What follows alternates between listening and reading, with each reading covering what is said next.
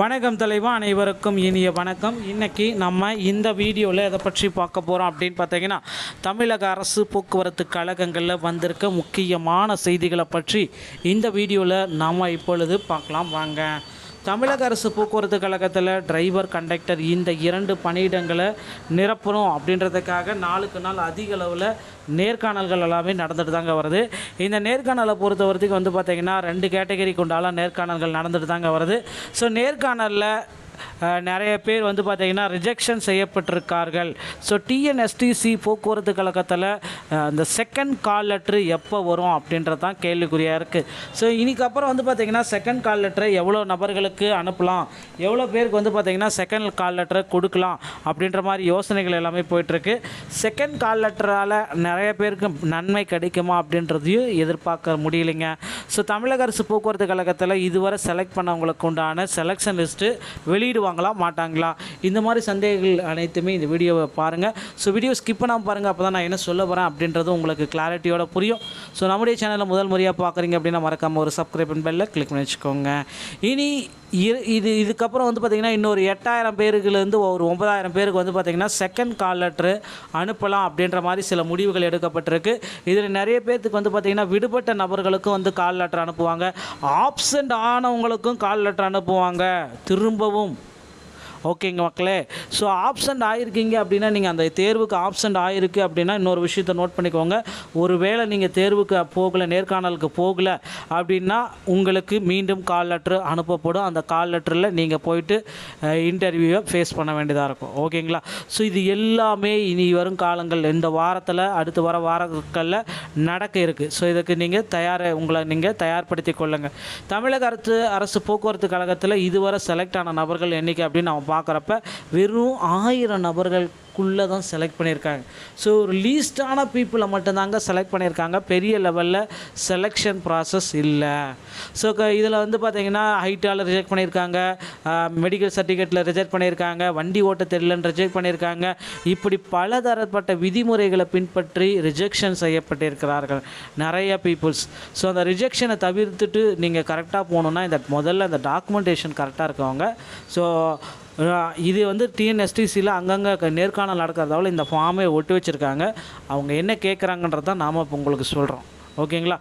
Application form, exam admit card, TC, 10th mark sheet, ஜாதி சான்றிதழ், ஓட்டுநர் உரிமம், நடத்துனர் உரிமம், முதலுதவி சான்றிதழ், ஐஆர்டி சான்றிதழ், அனுபவ சான்றிதழ்கள் 18 மாதம், உடற்தகுதி சான்றிதழ், காது கேட்கும் திறன் பரிசோதனை சான்றிதழ், சகிப்புத்தன்மை குறித்த சான்றிதழ், கண் பரிசோதனை சான்றிதழ், வேலைவாய்ப்பு பதிவு, employment renewal ID card, passport size photo 2, Aadhaar card, skill test, skill call letter, அதுக்கப்புறம் நேமு வித் பேட்ச்சு, காக்கி யூனிஃபார்ம் கண்டிப்பாக போட்டு போகணும், இல்லைனா உங்களை ரிஜெக்ட் பண்ணிடுவாங்க.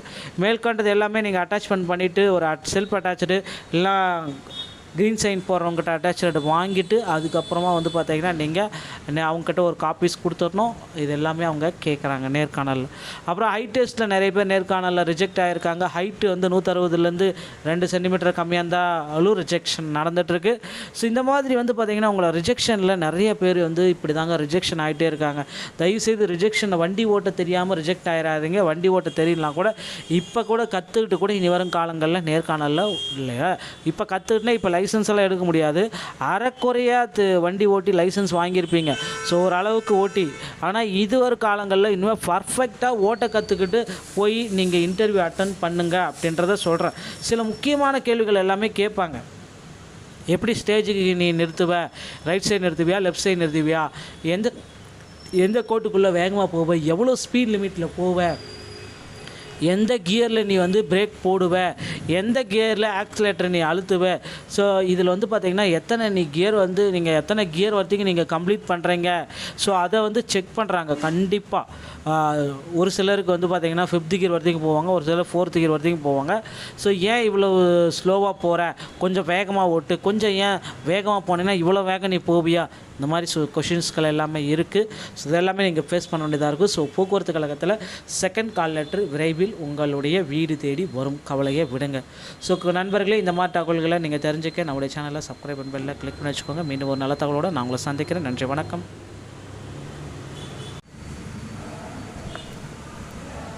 வணக்கம் தலைவா, அனைவருக்கும் இனிய வணக்கம். இன்றைக்கி நம்ம இந்த வீடியோவில் எதை பற்றி பார்க்க போகிறோம் அப்படின்னு பார்த்தீங்கன்னா, தமிழக அரசு போக்குவரத்து கழகங்களில் வந்திருக்க முக்கியமான செய்திகளை பற்றி இந்த வீடியோவில் நாம் இப்பொழுது பார்க்கலாம் வாங்க. தமிழக அரசு போக்குவரத்து கழகத்தில் டிரைவர், கண்டக்டர் இந்த 2 பணியிடங்களை நிரப்பணும் அப்படின்றதுக்காக நாளுக்கு நாள் அதிக அளவில் நேர்காணல்கள் எல்லாமே நடந்துட்டு தாங்க வருது. இந்த நேர்காணலை பொறுத்த வரைக்கும் வந்து பார்த்திங்கன்னா 2 கேட்டகரி கொண்டால நேர்காணல்கள் நடந்துட்டு தாங்க வருது. ஸோ நேர்காணலில் நிறைய பேர் வந்து பார்த்திங்கன்னா ரிஜெக்ஷன் செய்யப்பட்டிருக்கார்கள். ஸோ டிஎன்எஸ்டிசி போக்குவரத்து கழகத்தில் அந்த செகண்ட் கால் லெட்ரு எப்போ வரும் அப்படின்றது தான் கேள்விக்குறியாக இருக்குது. ஸோ இதுக்கப்புறம் வந்து பார்த்திங்கன்னா செகண்ட் கால் லெட்டரை எவ்வளோ நபர்களுக்கு அனுப்பலாம், எவ்வளோ பேருக்கு வந்து பார்த்திங்கன்னா செகண்ட் கால் லெட்டரை கொடுக்கலாம் அப்படின்ற மாதிரி யோசனைகள் எல்லாமே போயிட்டுருக்கு. செகண்ட் கால் லெட்டரால் நிறைய பேருக்கு நன்மை கிடைக்குமா அப்படின்றதையும் எதிர்பார்க்க முடியலைங்க. ஸோ தமிழக அரசு போக்குவரத்து கழகத்தில் இதுவரை செலக்ட் பண்ணவங்களுக்கு உண்டான செலெக்ஷன் லிஸ்ட்டு வெளியிடுவாங்களா மாட்டாங்களா, இந்த மாதிரி சந்தேகங்கள் அனைத்துமே இந்த வீடியோவை பாருங்கள். ஸோ வீடியோ ஸ்கிப் பண்ணாமல் பாருங்கள், அப்போ தான் நான் என்ன சொல்ல போகிறேன் அப்படின்றது உங்களுக்கு கிளாரிட்டியோட புரியும். ஸோ நம்முடைய சேனலில் முதல் முறையாக பார்க்குறீங்க அப்படின்னா மறக்காமல் ஒரு சப்ஸ்கிரைப் பெல்ல கிளிக் பண்ணி வச்சுக்கோங்க. இனி இதுக்கப்புறம் வந்து பார்த்திங்கன்னா இன்னொரு 8000 பேருக்குலேருந்து ஒரு 9000 பேருக்கு வந்து பார்த்திங்கன்னா செகண்ட் கால் லெட்ரு அனுப்பலாம் அப்படின்ற மாதிரி சில முடிவுகள் எடுக்கப்பட்டிருக்கு. இதில் நிறைய பேர்த்துக்கு வந்து பார்த்திங்கன்னா விடுபட்ட நபர்களுக்கும் வந்து கால் லெட்டர் அனுப்புவாங்க, ஆப்சண்ட் ஆனவங்களுக்கும் கால் லெட்டர் அனுப்புவாங்க திரும்பவும். ஓகேங்க மக்களே. ஸோ ஆப்சண்ட் ஆகிருக்கீங்க அப்படின்னா, நீங்கள் அந்த தேர்வுக்கு ஆப்சண்ட் ஆகிருக்கு அப்படின்னா இன்னொரு விஷயத்தை நோட் பண்ணிக்கோங்க. ஒருவேளை நீங்கள் தேர்வுக்கு போகலை, நேர்காணலுக்கு போகலை அப்படின்னா உங்களுக்கு மீண்டும் கால் லெட்ரு அனுப்பப்படும். அந்த கால் லெட்டரில் நீங்கள் போயிட்டு இன்டர்வியூவை ஃபேஸ் பண்ண வேண்டியதாக இருக்கும். ஓகேங்களா. ஸோ இது எல்லாமே இனி வரும் காலங்கள், இந்த வாரத்தில் அடுத்து வர வாரங்களில் நடக்க இருக்குது. ஸோ இதுக்கு நீங்கள் உங்களை நீங்கள் தயார்படுத்தி கொள்ளுங்கள். தமிழக அரசு போக்குவரத்து கழகத்தில் இதுவரை செலக்ட் ஆன நபர்கள் எண்ணிக்கை அப்படின்னு நம்ம பார்க்குறப்ப வெறும் 1000 நபர்களுக்குள்ளே தான் செலக்ட் பண்ணியிருக்காங்க. ஸோ ஒரு லீஸ்டான பீப்புளை மட்டும்தாங்க செலக்ட் பண்ணியிருக்காங்க. பெரிய லெவலில் செலெக்ஷன் ப்ராசஸ் இல்லை. ஸோ இதில் வந்து பார்த்திங்கன்னா ஹைட்டால் ரிஜெக்ட் பண்ணியிருக்காங்க, மெடிக்கல் சர்டிஃபிகேட்டில் ரிஜெக்ட் பண்ணியிருக்காங்க, வண்டி ஓட்ட தெரியலன்னு ரிஜெக்ட் பண்ணியிருக்காங்க. இப்படி பலதரப்பட்ட விதிமுறைகளை பின்பற்றி ரிஜெக்ஷன் செய்யப்பட்டிருக்கிறார்கள் நிறைய பீப்புள்ஸ். ஸோ அந்த ரிஜெக்ஷனை தவிர்த்துட்டு நீங்கள் கரெக்டாக போகணுன்னா முதல்ல இந்த டாக்குமெண்டேஷன் கரெக்டாக இருக்கவங்க. ஸோ இது வந்து டிஎன்எஸ்டிசியில் அங்கங்கே நேர்காணல் நடக்கிறதால இந்த ஃபார்மை ஒட்டி வச்சுருக்காங்க. அவங்க என்ன கேட்குறாங்கன்றது தான் நாம் இப்போ உங்களுக்கு சொல்கிறோம். ஓகேங்களா. Application form, exam admit card, TC, 10th mark sheet, ஜாதி சான்றிதழ், ஓட்டுநர் உரிமம், நடத்துனர் உரிமம், முதலுதவி சான்றிதழ், ஐஆர்டி சான்றிதழ், அனுபவ சான்றிதழ்கள் 18 மாதம், உடற்தகுதி சான்றிதழ், காது கேட்கும் திறன் பரிசோதனை சான்றிதழ், சகிப்புத்தன்மை குறித்த சான்றிதழ், கண் பரிசோதனை சான்றிதழ், வேலைவாய்ப்பு பதிவு, employment renewal ID card, passport size photo 2, Aadhaar card, skill test, skill call letter, அதுக்கப்புறம் நேமு வித் பேட்ச்சு, காக்கி யூனிஃபார்ம் கண்டிப்பாக போட்டு போகணும், இல்லைனா உங்களை ரிஜெக்ட் பண்ணிடுவாங்க. மேற்கொண்டது எல்லாமே நீங்கள் அட்டாச்மெண்ட் பண்ணிவிட்டு ஒரு செல்ஃப் அட்டாச்சு இல்லை க்ரீன் சைன் போடுறவங்ககிட்ட அட்டாச்சு வாங்கிட்டு அதுக்கப்புறமா வந்து பார்த்தீங்கன்னா நீங்கள் அவங்ககிட்ட ஒரு காப்பீஸ் கொடுத்துடணும். இது எல்லாமே அவங்க கேட்குறாங்க நேர்காணலில். அப்புறம் ஹைட் டெஸ்ட்டில் நிறைய பேர் நேர்காணலில் ரிஜெக்ட் ஆகிருக்காங்க. ஹைட்டு வந்து 160லேருந்து 2 சென்டிமீட்டர் கம்மியாக இருந்தாலும் ரிஜெக்ஷன் நடந்துகிட்ருக்கு. ஸோ இந்த மாதிரி வந்து பார்த்திங்கன்னா உங்களை ரிஜெக்ஷனில் நிறைய பேர் வந்து இப்படி தாங்க ரிஜெக்ஷன் ஆகிட்டே இருக்காங்க. தயவுசெய்து ரிஜெக்ஷனை வண்டி ஓட்ட தெரியாமல் ரிஜெக்ட் ஆகிடாதீங்க. வண்டி ஓட்ட தெரியலாம் கூட இப்போ கூட கற்றுக்கிட்டு கூட இனி வரும் காலங்களில் நேர்காணலில் இல்லையா, இப்போ கற்றுக்கிட்டுனா இப்போ லைசன்ஸ் எல்லாம் எடுக்க முடியாது. அரைக்குறையாக வண்டி ஓட்டி லைசன்ஸ் வாங்கியிருப்பீங்க. ஸோ ஓரளவுக்கு ஓட்டி, ஆனால் இது ஒரு காலங்களில் இனிமேல் பர்ஃபெக்டாக ஓட்ட கற்றுக்கிட்டு போய் நீங்கள் இன்டர்வியூ அட்டன் பண்ணுங்க அப்படின்றத சொல்கிறேன். சில முக்கியமான கேள்விகள் எல்லாமே கேட்பாங்க. எப்படி ஸ்டேஜுக்கு நீ நிறுத்துவ, ரைட் சைடு நிறுத்துவியா, லெஃப்ட் சைடு நிறுத்துவியா, எந்த கோட்டுக்குள்ளே வேகமாக போவ, எவ்வளோ ஸ்பீட் லிமிட்டில் போவ, எந்த கியரில் நீ வந்து பிரேக் போடுவ, எந்த கியரில் ஆக்சிலேட்டரை நீ அழுத்துவ. ஸோ இதில் வந்து பார்த்திங்கன்னா நீங்கள் எத்தனை கியர் வரைக்கும் நீங்கள் கம்ப்ளீட் பண்ணுறீங்க. ஸோ அதை வந்து செக் பண்ணுறாங்க கண்டிப்பாக. ஒரு சிலருக்கு வந்து பார்த்திங்கன்னா 5th கியர் வரைக்கும் போவாங்க, ஒரு சிலர் 4th கியர் வரைக்கும் போவாங்க.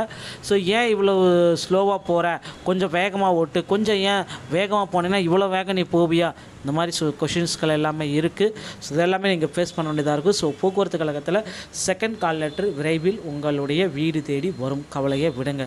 ஸோ நண்பர்களே, இந்த மாதிரி தகவல்களை நீங்கள் தெரிஞ்சுக்க நம்முடைய சேனலை சப்ஸ்கிரைப் பண்ண பெல்ல கிளிக் பண்ணி வச்சுக்கோங்க. மீண்டும் ஒரு நல்ல தகவலோடு நான் உங்களை சந்திக்கிறேன். நன்றி, வணக்கம்.